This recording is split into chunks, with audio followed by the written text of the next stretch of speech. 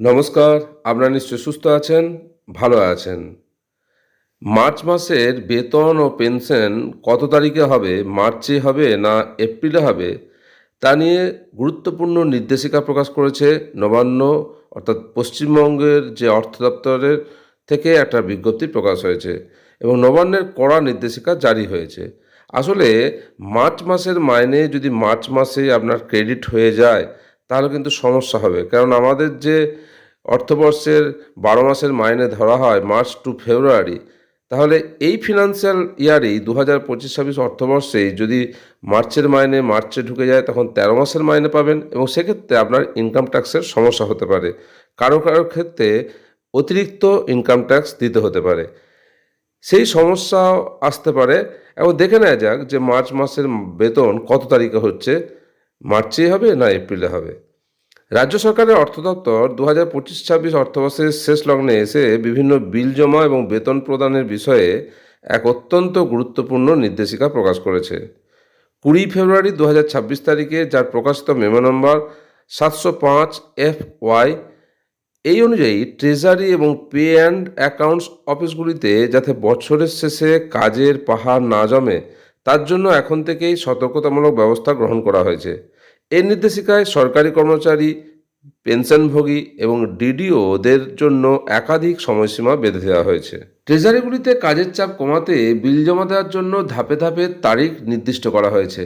Drawing and disbursing অফিসারদের অর্থাৎ ডিডিওদের এই সময়সূচি কঠোরভাবে মেনে চলতে হবে।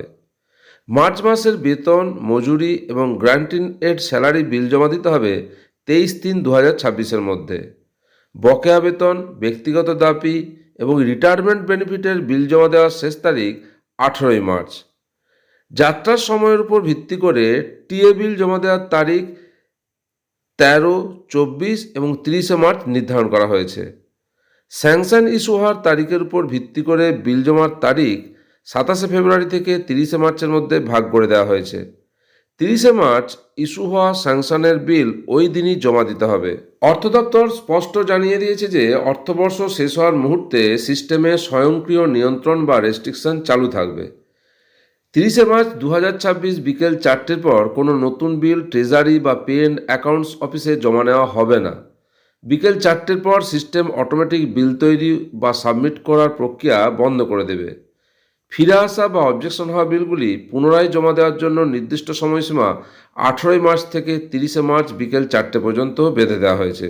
কর্মচারী ও পেনশনভোগীদের মার্চ মাসের বেতন কত তারিখে বা কোন মাসে ক্রেডিট হবে তাদের অ্যাকাউন্টে, সেই সম্পর্কে এই বিজ্ঞপ্তিতে কি বলা আছে একটু দেখে নেওয়া যাক।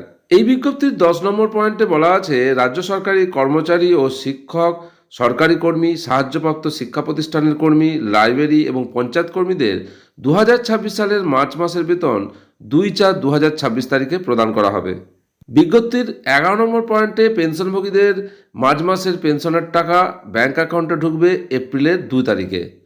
ডিপোজিট অ্যাকাউন্ট বা গ্র্যান্টিনেড থেকে যারা বেতন পান এবং যারা মাসিক পারিশ্রমিক বা সাম্মানিক পান তাদের টাকাও উক্ত তারিখে অর্থাৎ 2রা এপ্রিল ক্রেডিট হবে। ট্রেজারিগুলি 30 মার্চের মধ্যে চেক বা পেমেন্ট ম্যান্ডেট তৈরি করে রাখলেও ব্যাংক থেকে টাকা তোলার অনুমতি 2রা এপ্রিলের আগে মিলবে না। মার্চ মাসের বেতন ও পেনশনের তারিখ ঘোষণা সম্পর্কিত নবান্নের যে কড়া নির্দেশিকা জারি হয়েছে তার তথ্য আপনাদের সামনে তুলে ধরলাম। আশা করি উপকারে আসবে। আপনারা সকলে সুস্থ থাকুন, ভালো থাকুন।